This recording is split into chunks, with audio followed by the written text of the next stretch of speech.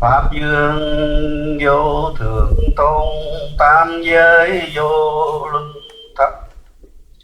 Thiên nhân chi đạo, sư tử sanh chi từ phù. Nhất niệm quy năng diệt tam kỳ nghiệp. Xương dương nhược tán thán, ức kiếp mạt năng tầng. Nam Mô Bổn Sư Thích Ca Mâu Ni Phật. We continue onward with the reading from the text. It is not good to stress the spirit by alternating between affection and aversion. If you want to join the one vehicle, then don't blame the six senses. In these 4 lines, Master Seng Ts'an said, if a practitioner who does not understand that his original mind is already perfect, he will look at methods to control and eliminate its thoughts. The more you force control your thoughts, the further you are away from the original mind and wear down the spirit. I have seen many practitioners put in the effort to control their mind and not allow a thought to be generated. They will sit there completely focused on their mind, holding on to an imaginary sword to jot down any thought that would come by. This is not the correct way to practice. It should be natural, effortless, and without attachment.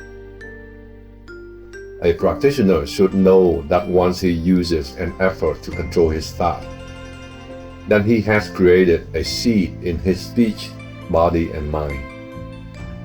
This act will not allow him to be at one with the Buddha nature, because the process itself is anti-Buddha nature. If a practitioner wants to be part of the one vehicle, nhất thừa, then he should not generate the thought of love, hate, or control through the 6 sensory worlds of sight, sound, smell, taste, touch, and thought. To the deluded, these sensory worlds are the cause of pain and suffering, so he finds ways to eliminate them. To the awakened, these 6 sensory worlds are the useful and functional part of the original mind. They are needed to understand and master the Dhammas. They are needed to guide and help all beings. Now back to the text.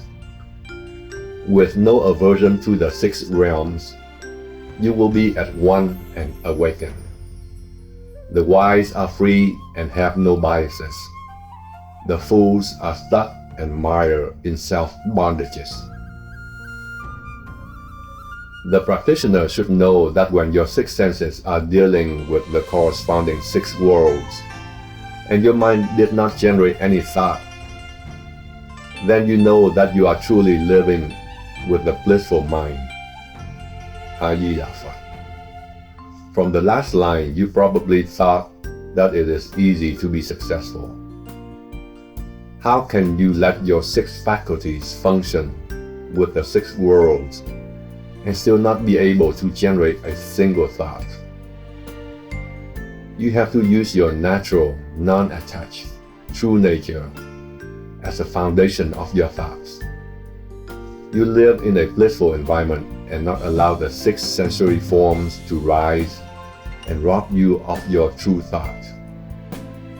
There once was a Zen head monk who was known to always be in his true nature and seldom initiated unnecessary thoughts. Even the heavenly spirits heard of him and wanted to visit to pay their respect, but were not able to because they could not see him if the monk thought does not exist. One night, a heavenly spirit visited a fellow monk in his dream and asked for the opportunity to pay respect and see this famous head monk. The fellow monk felt compassion toward the spirit and told the spirit to come by at noon, lunchtime, and we'll have a chance to meet the head monk.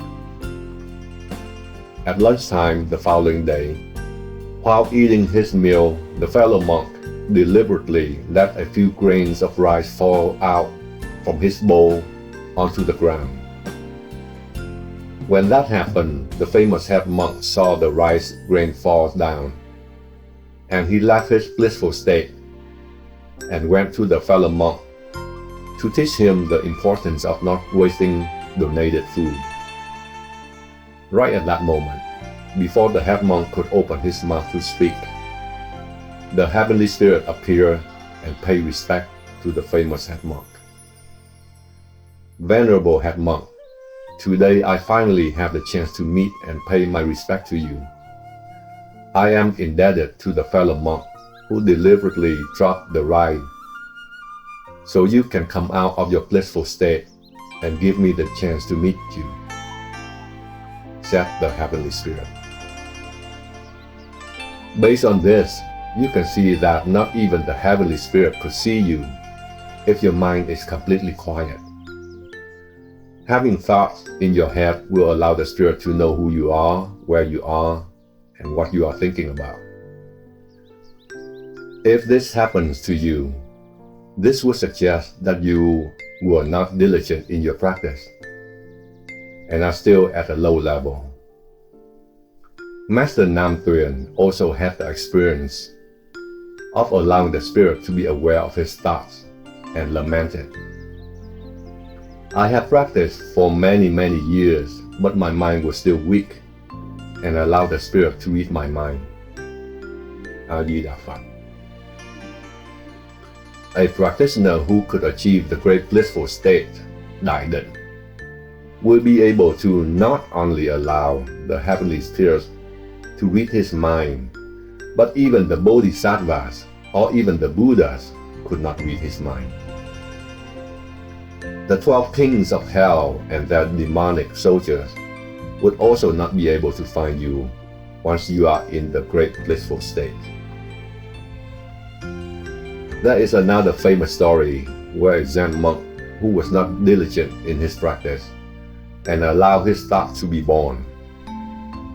He was ordained as a monk, but internally his self-control was ordinary, like a common man. One day, nearing the end of his life, 2 demon soldiers came by to inform him that his death was near, and to escort him to see a judge in hell. He was shocked when this happened, and begged the soldier to give him a few days so he could tie up loose ends and go peacefully. He kept on begging for more time, and the soldier felt compassion for him, and seeing that since he was a monk with some blessing, they agreed to come back in a few days to complete the job. Once the 2 demons left, the monk sat down in a meditative position and let go of everything inside and outside, except for a sentence of prayer, which he focused on at all times. 3 days later, the 2 demons came back to escort the monk, but could not find him. They searched and searched everywhere, but he was not found. The demons went back to hell and reported to their hellish kings, and even they could not find the monk anywhere as well. How is this possible? It is because the monk has entered the great blissful state already, and no trace of him exists in the world anymore. So for people with thoughts still generated in them, these thoughts would tie them down and allow them to be found. If these thoughts do not exist anymore, then you are no longer bound by the 6 realms and can be free from its riches. The wise are free and have no biases. The fools are stuck and mired in self-bondages. The wise use no attachment and true form to be their foundation. The true form that the wise use cannot be seen by the eyes because it is not physical and came from the miraculous Dhamma body. The foolish and deluded use the forms of the six realms to bind their minds. They will never be impartial and always be sunk into the depth of rebirth. You can see that it is such a pity for practitioners who do not understand their mind and therefore commit to blind practices. They can exert all kinds of effort for 100 years but still fall into rebirth. Now we continue on with the text. The dharmas are not different from each other. The deluded mind attached to what it desires. Use the mind to generate thoughts. Isn't that a big mistake? The way to liberate yourself from the delusion of your ego is through Buddha Dhamma. Buddha Dhamma is a representation of the original mind, which is always in a deep blissful state. If you search for another way to achieve complete liberation, you will for certain not be able to find it. Because of delusion, you generate false thoughts. And once a thought is generated, then the rising and falling of thousands of dharmas come into existence as well. Your ego and passions will also begin to appear. The deluded do not understand Buddha Dhamma and the existence of the original mind, so they continue to generate thoughts which block the original mind. Whereas the wise, he understands the way to the original mind and continuously and quietly stays within it. The Zen Patriarch Fayan once said, "I am often in a state of non-attachment and non-generation." This is the great blissful state which he was describing. If your mind generates one thought, then the outside forms follow that one thought and start to generate more forms. In the Suragama Sutra, which I have lectured, the first thought generates all beings, and then the thoughts of all beings generate the world, and then the world generates emptiness. The non-ending cycles continue on and generate all the worlds in all directions. Whereas if you stop completely, then even the emptiness would disappear. Emptiness does not exist beyond your mind. Therefore, when a practitioner is near the level of being able to attain complete empty mind, the heavenly worlds of both form and no form would be shaken, because all of these heavenly worlds are not beyond the reach of your mind. When your empty mind dissolves all the forms and structure that held up these heavenly worlds, they tumble and shake up. The evil god can tell whether a practitioner is of high level or not. It's dependent on the practitioner's empty mind. It can dissolve the evil god's world, so they fear these achieve being the most. The evil gods would do their best to prevent anyone from achieving this empty mind state. They would send out all available forces to intimidate or seduce, so the practitioner would fail and not threaten their domain. If the evil god were not able to influence the practitioner, then they would influence nearby neighbors or competitors to discredit the liberation message that Buddhist Dhammas fully support. The 28th Zen Patriarch, Bodhidharma, was attacked and discredited by fellow Buddhist monks at the time in ancient China. He had to remove himself from the situation and reside high up in the mountain for 9 years. If the evil god could not directly influence the outcome, then they had to find fellow practitioners of the same religion to hurt the Zen Patriarch. Can you imagine a Zen master who traveled all the way from India to China to preach the liberation path, had to deal with competitors from within the Buddhist temple? These competitors were not just regular monks, but famous Buddhist monks at the time. They were famous for their Dharma teachings and knowledge of the Buddhist rules and regulations, and yet were complicit in their efforts to bring down a Zen Patriarch. Do you see that this is part of the evil god's plan to deny all beings from recognizing a true Zen Patriarch, so they could not follow his teaching and liberate themselves? This world would be empty and the evil gods would lose their power if everyone could learn from a true master, practice and empty their mind. A-di-đà Phật. True masters often live in unfortunate situations where nothing came easy and being challenged everywhere. Bodhidharma came to China with no fanfare, no support, and had to endure criticism and attack from Buddhist monks who had support from royalty and followers. He was looked down by famous people at the time. Even followers were instructed to stone him if they ever saw him. Bodhidharma's successor, Huệ Khả, did not even have a temple of his own. He had to stand outside another temple to lecture to the crowd. Such a pity. These are examples of the influence of evil gods, denying all beings of the true master's teaching, so no liberation will take place. Now back to the text. Delusion brings forth the idea of calmness and confusion. Once awakened, there is no good or bad.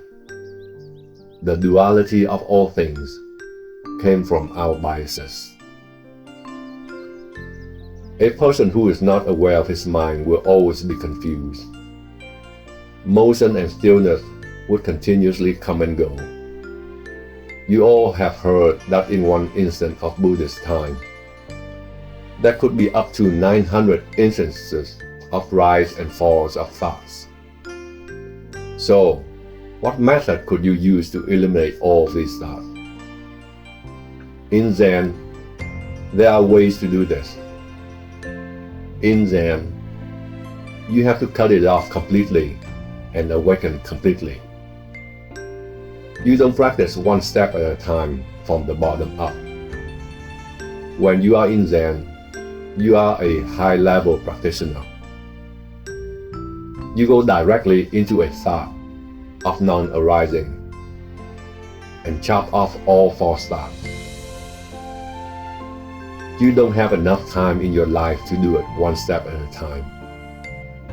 The deluded will not be able to see their true mind, but it will always appear in front of an enlightened person. The deluded will look in many directions to find their Buddha nature, but the more they look, the farther they are. Master Dayan said, when he first came to the temple, he continuously focused on the buffalo he was tending. At first, it was really dark from head to toe. But now, after 30 years of practice, the buffalo that he had been tending has turned completely white and always appear right in front of him. This is an example of someone who has seen his Buddha nature. 30 years seem like a long time, but to a true practitioner, it is better than not being achieved at all.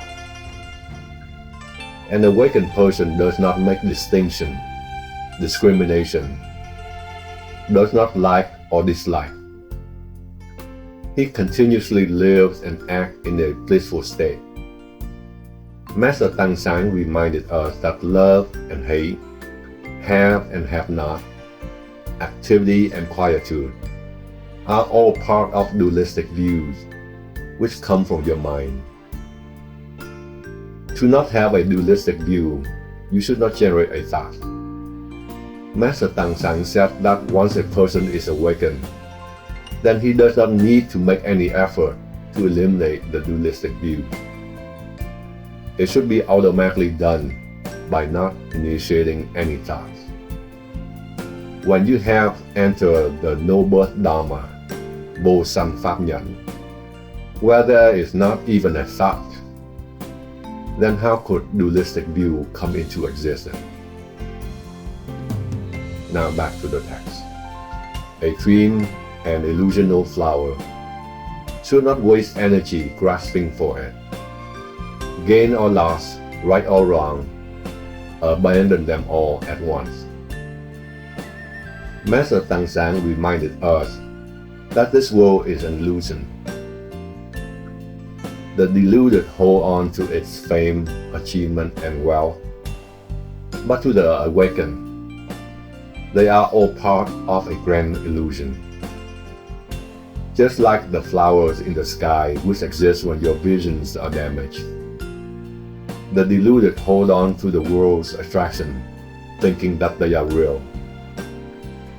They think the attractions are real and therefore they are generated.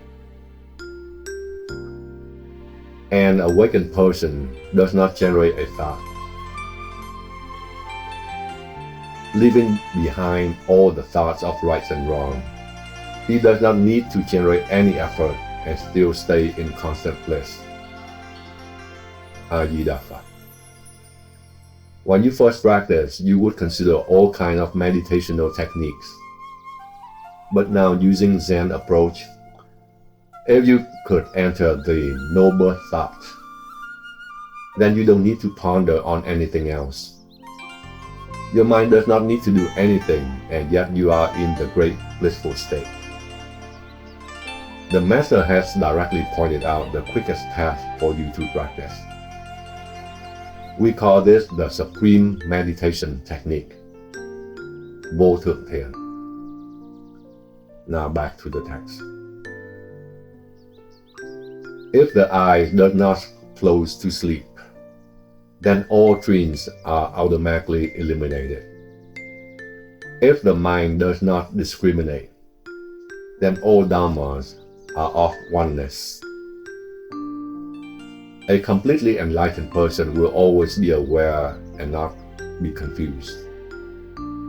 The delusional thought would not be able to rise because he does not generate a single thought.